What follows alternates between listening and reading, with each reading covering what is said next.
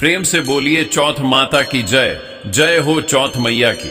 माताओं बहनों, आप सभी को करवा चौथ व्रत की हार्दिक शुभकामनाएं। आपके जीवन में सुख, शांति और अखंड सौभाग्य बना रहे। हे करवा चौथ माता, आप सभी भक्तों पर अपनी असीम कृपा बनाए रखना, उनके सुहाग की रक्षा करना और सभी को अमर सुहाग प्रदान करना। आज हम आपको सुनाने जा रहे हैं करवा चौथ व्रत की अत्यंत ही पावन और पौराणिक कथाएं, जो पति पत्नी के अटूट प्रेम और विश्वास का प्रतीक हैं। बहनों, कथा सुनते समय अपने हाथ में थोड़े चावल या गेहूं रखें और कथा समाप्त होने पर वो करवा माता को अर्पित करें। प्राचीन काल की बात है, जब महाभारत का समय चल रहा था। पांडुपुत्र अर्जुन तपस्या करने के लिए नीलगिरी पर्वत पर चले गए थे। उस समय पांडवों पर पहले से ही अनेक मुसीबतें आ चुकी थीं, जिनसे उनका जीवन कठिन हो गया था। इन विषम और कठिन परिस्थितियों के कारण धर्मपत्नी द्रौपदी बहुत चिंतित और व्यथित हो गईं। अपने प्राणप्रिय पति अर्जुन की अनुपस्थिति में वह दुख और गहरी चिंता के कारण अत्यंत परेशान थीं। जब द्रौपदी को अपने कष्टों से मुक्ति का कोई अन्य मार्ग न सूझा, तो वह अपने हृदय के दुख और अपनी समस्याओं के समाधान के लिए करुणामय भगवान श्री कृष्ण के पास पहुंची। उन्होंने श्री कृष्ण से अत्यंत विनम्रता से पूछा, हे प्रभु, आप तो अंतर्यामी हैं, तीनों लोकों के स्वामी हैं। आपको तो मेरे सभी कष्टों का और मेरे हृदय की व्यथा का ज्ञान है। कृपा करके बताइए, क्या कोई ऐसा उपाय है जिससे मेरे इन कष्टों का अंत हो सके और मेरे पतियों पर आई विपत्तियां दूर हो सकें? भगवान श्री कृष्ण ने द्रौपदी की ओर मुस्कुराते हुए देखा और शांत भाव से उत्तर दिया, हे द्रौपदी, तुम्हारी इस समस्या का एक समाधान अवश्य है, जिससे तुम्हें और तुम्हारे पतियों को कष्टों से मुक्ति मिलेगी। लेकिन यह समाधान अत्यंत ही कठिन है और इसके लिए असीम श्रद्धा और धैर्य की आवश्यकता होती है। परंतु अगर तुम जानना ही चाहती हो तो ध्यान पूर्वक सुनो। एक समय स्वयं माता पार्वती जी ने भी भगवान शिव से यही प्रश्न किया था, जब उन्हें अपने पति के कल्याण की चिंता हुई थी। तब देवों के देव महादेव शिव जी ने उन्हें करवा चौथ व्रत का विधान बताया था। इस व्रत को विधि पूर्वक करने से स्त्रियों के सभी कष्ट समाप्त हो जाते हैं और उनके पति की दीर्घायु, उत्तम स्वास्थ्य तथा सुखमय जीवन की कामना पूरी होती है। द्रौपदी ने यह सुनकर आशा से कहा, प्रभु, इस मनोकामना पूर्ति करने वाले और सौभाग्य प्रदान करने वाले करवा चौथ व्रत की जानकारी मुझे भी दीजिए और उसकी विस्तृत कथा कहिए। तब श्री कृष्ण ने एक पल सोचने के बाद पुनः मुस्कुराकर कहा, हे द्रौपदी, दुख और सुख, जो इस सांसारिक जीवन का अभिन्न अंग माने जाते हैं, प्राणी उनमें सदा ही लिप्त रहता है। मैं तुम्हें इन सभी दुखों से मुक्ति दिलाने वाले और परम सुख प्रदान करने वाले इस अति उत्तम करवा चौथ व्रत की कथा सुनाता हूं। इसे एकाग्र मन से ध्यान से सुनो। इस प्रकार से श्री कृष्ण ने करवा चौथ की प्रथम पौराणिक कथा सुनानी आरंभ की।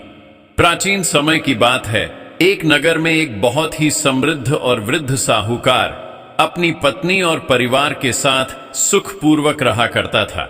साहूकार और उसकी पत्नी के 7 पराक्रमी पुत्र थे और उनके बाद एक अत्यंत प्यारी और लाडली पुत्री थी, जिसका नाम वीरावती था। वीरावती अपने सभी भाइयों और माता पिता की अत्यंत ही लाडली और दुलारी थी, मानो वह उनके जीवन का प्रकाश हो। साहूकार के 7 बेटे अपनी बहन से उम्र में बड़े थे, जिस कारण उनका विवाह पहले ही हो चुका था और वे सभी अपने अपने परिवारों के साथ रहते थे। अभी साहूकार की इकलौती और लाडली पुत्री वीरावती का विवाह होना बाकी था। 7 भाई अपनी बहन वीरावती से इतना अधिक प्रेम करते थे कि वे पहले उसे भरपेट खाना खिलाते और उसके बाद ही स्वयं भोजन ग्रहण किया करते थे।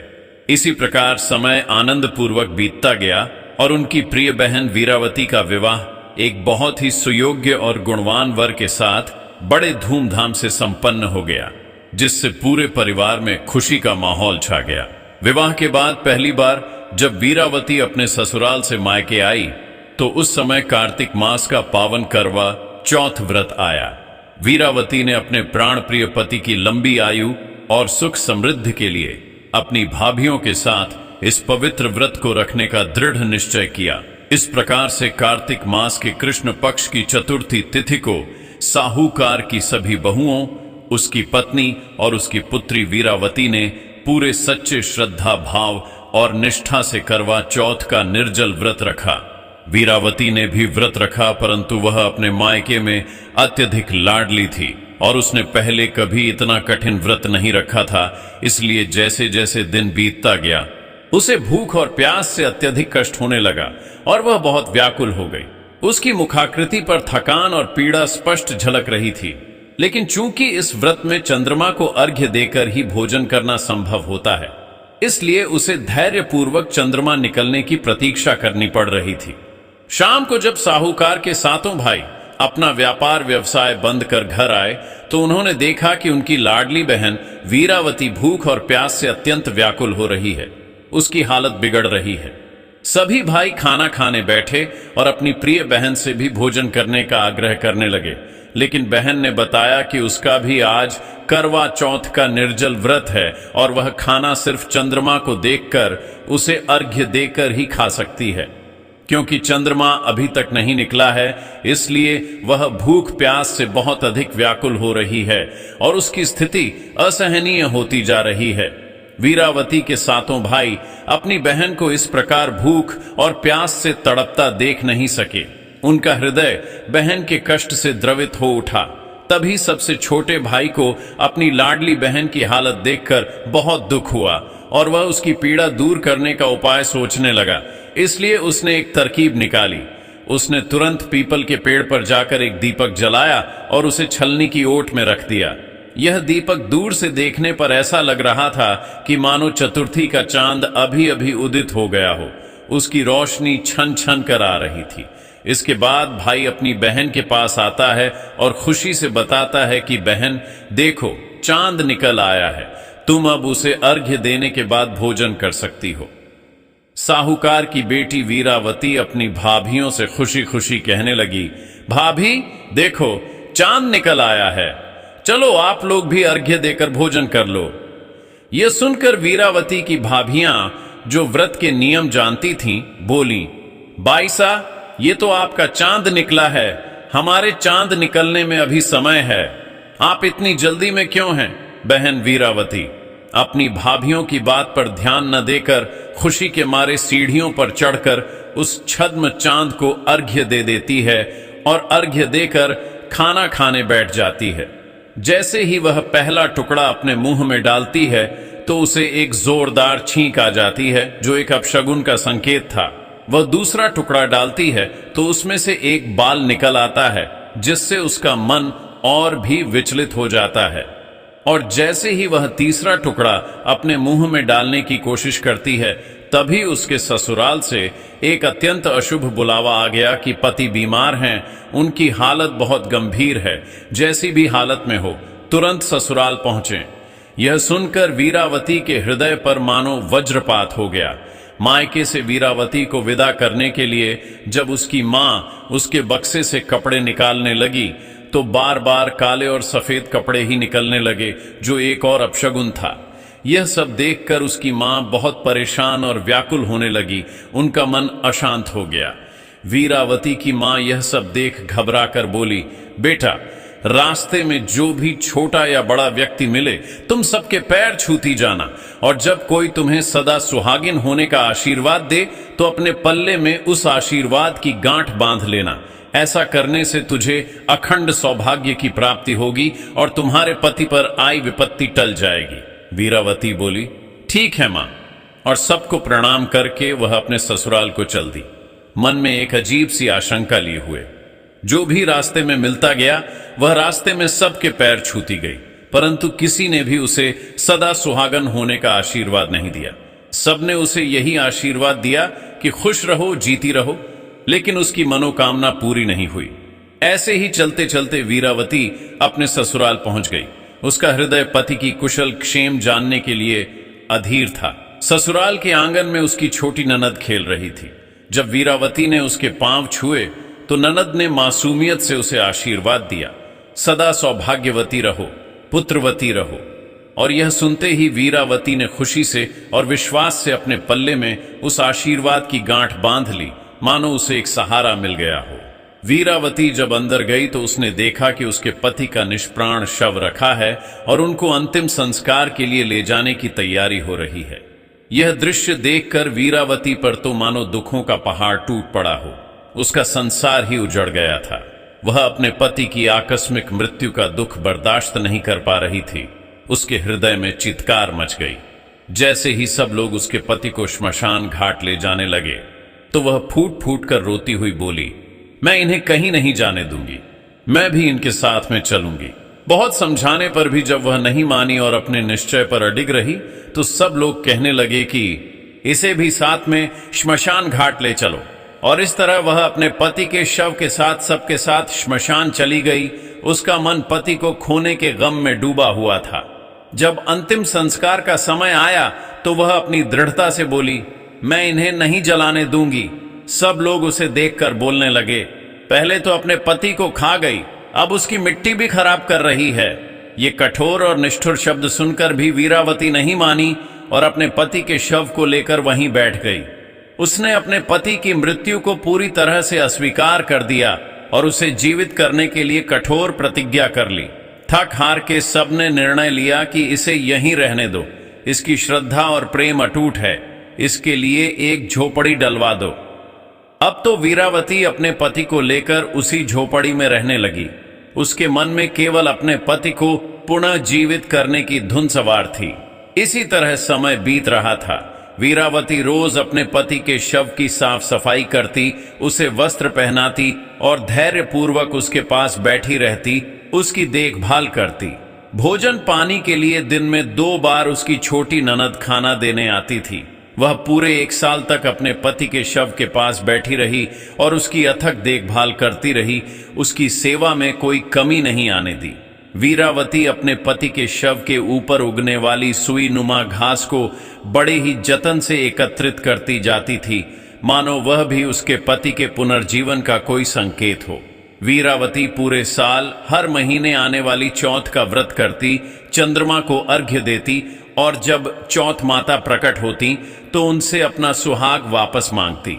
सभी चौथ माता उससे यह कहती कि पुत्री, जब हमसे बड़ी चौथ माता आई तब उनसे अपने पति के प्राण मांगना, वही तुम्हारी मनोकामना पूरी करेंगी।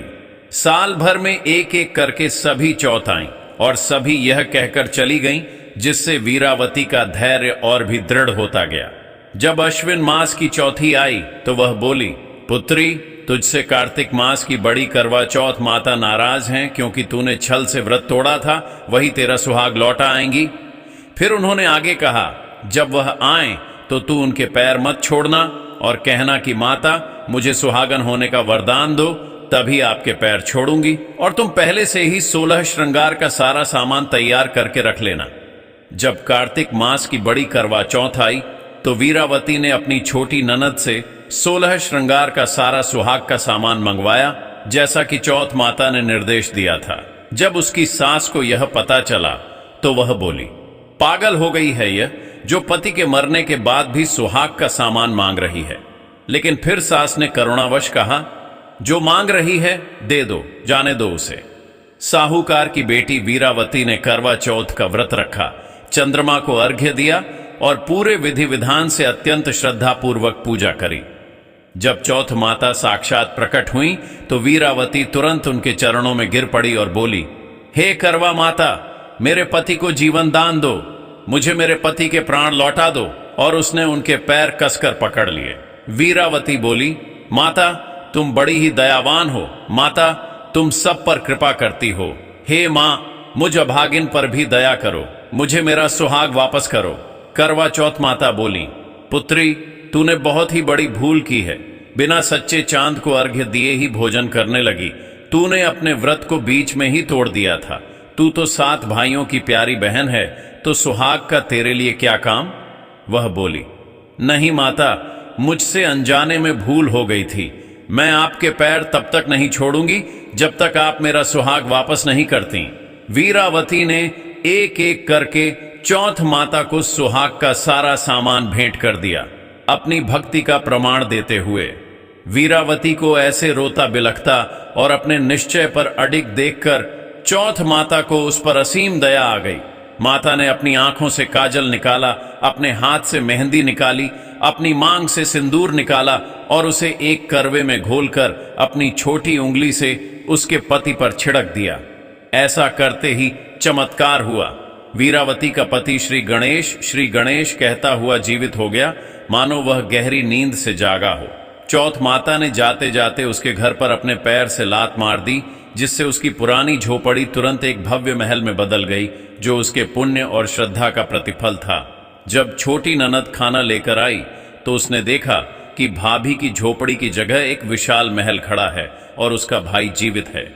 वह ननद को देखते ही दौड़ी दौड़ी उसके पास आई और खुशी से बोली, देखो बाई साहब, आपका भाई वापस आ गया है। घर जाओ और सासू जी से कहो कि गाजे बाजे के साथ हमें लेने आए। छोटी ननद दौड़ी दौड़ी अपनी माँ के पास गई और बोली, माँ, भाई जिंदा हो गया है।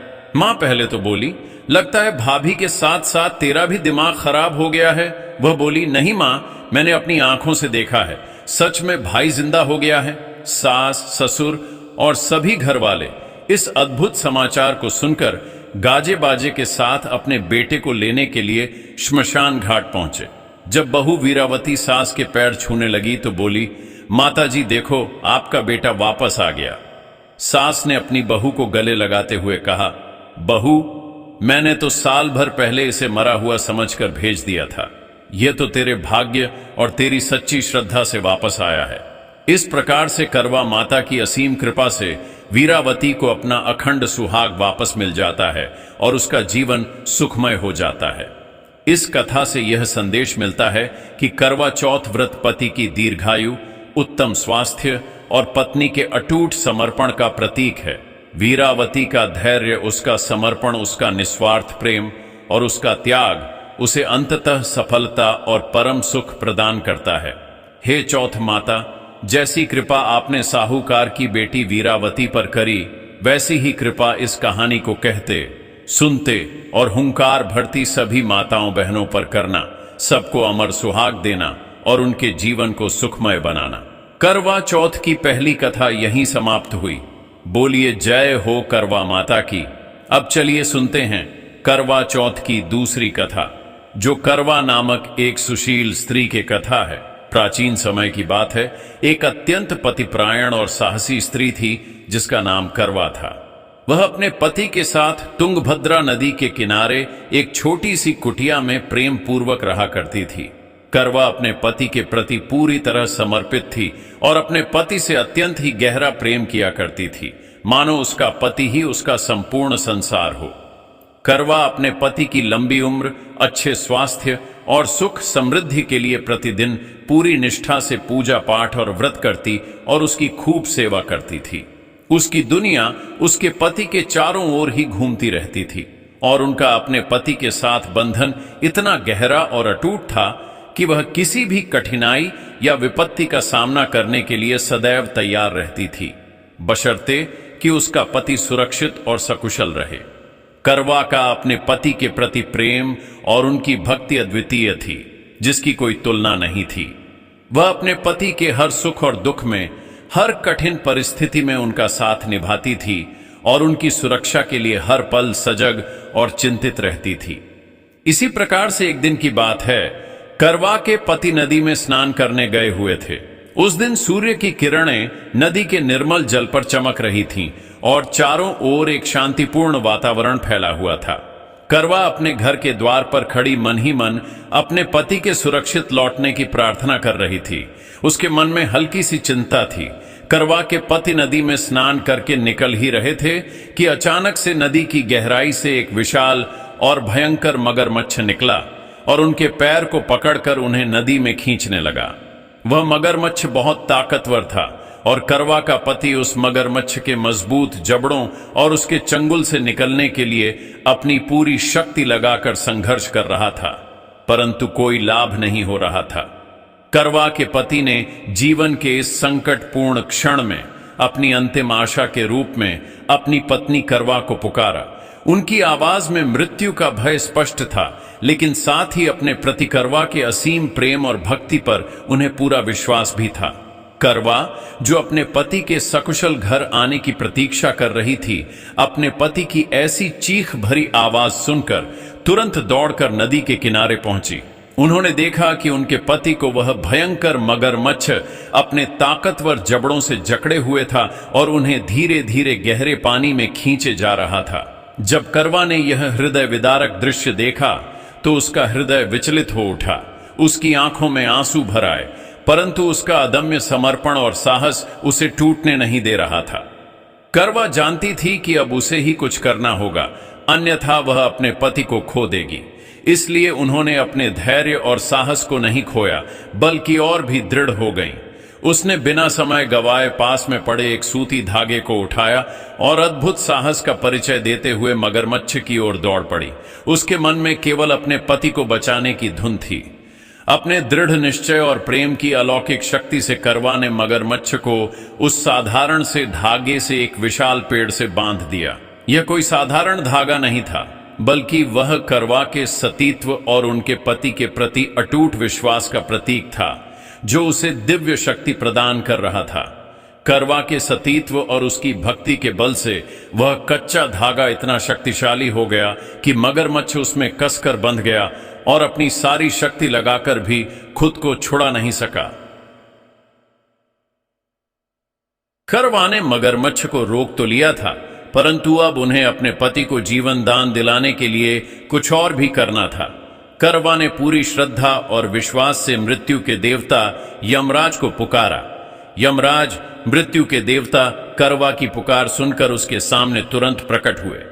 करवा ने उनसे अपनी दृढ़ता से कहा, हे यमराज, यह दुष्ट मगरमच्छ मेरे पति के प्राण लेना चाहता है, परंतु मैं उसे ऐसा कदापि करने नहीं दूंगी। मैं अंतिम श्वास तक अपने पति के जीवन की रक्षा करूंगी और यह मगरमच्छ अपने इस दुष्ट कृत्य के लिए अवश्य दंडित होगा। हे यमराज, आप न्याय के देवता हैं। मैं आपसे प्रार्थना करती हूं कि इसे कठोर दंड दें और मेरे पति को जीवन दान दें। यमराज ने करवा की प्रार्थना सुनी और गंभीर स्वर में कहा, हे देवी, मगरमच्छ की आयु अभी शेष है और तुम्हारे पति की मृत्यु का समय आ चुका है। मैं इस विधान को बदल नहीं सकता। करवा ने यमराज की यह बात सुनते ही क्रोध से भर गई। उसके भीतर का प्रेम और समर्पण उसे हार मानने नहीं दे रहा था। करवा ने दृढ़ निश्चय के साथ कहा, यदि आप मेरे पति को जीवन दान नहीं देंगे और इस मगरमच्छ को दंडित नहीं करेंगे तो मैं आपको श्राप दूंगी और आपका विनाश कर दूंगी। सती करवा के इस कठोर वचन और उनके असीम सतीत्व की शक्ति से यमराज भयभीत हो गए। यमराज जानते थे कि एक पतिव्रता सती नारी का श्राप उन्हें विनाश की ओर ले जा सकता है और उनके विधान को भी चुनौती दे सकता है। यमराज ने तुरंत मगरमच्छ को यमलोक भेज दिया और उसे उसके पापों का फल दिया। यमराज ने करवा के पति को जीवन दान दिया और साथ ही उसे दीर्घायु का आशीर्वाद भी प्रदान किया, जिससे करवा का पति पूर्ण स्वस्थ हो गया। करवा की अटूट भक्ति और उसके अदम्य साहस की इस कहानी ने उसे अमर कर दिया और इसी कारण करवा चौथ का पवित्र पर्व मनाया जाता है। इस व्रत में महिलाएं अपने पति की लंबी उम्र और सुख समृद्धि की कामना करती है, ठीक वैसे ही जैसे करवा ने अपने पति के लिए किया था, अपने जीवन को दांव पर लगाकर। यह कथा न केवल प्रेम और समर्पण की गाथा है, बल्कि यह हमें यह भी सिखाती है कि दृढ़ निश्चय, सच्ची भक्ति और अटूट विश्वास से असंभव को भी संभव बनाया जा सकता है। करवा की यह दृढ़ता और साहस की कथा आज भी सुहागन महिलाओं के लिए प्रेरणा का स्रोत बनी हुई है, जो उन्हें अपने पति के कल्याण के लिए हर चुनौती का सामना करने की शक्ति देती है। कथा समाप्त हुई। बोलिए मित्रों, जय करवा माता।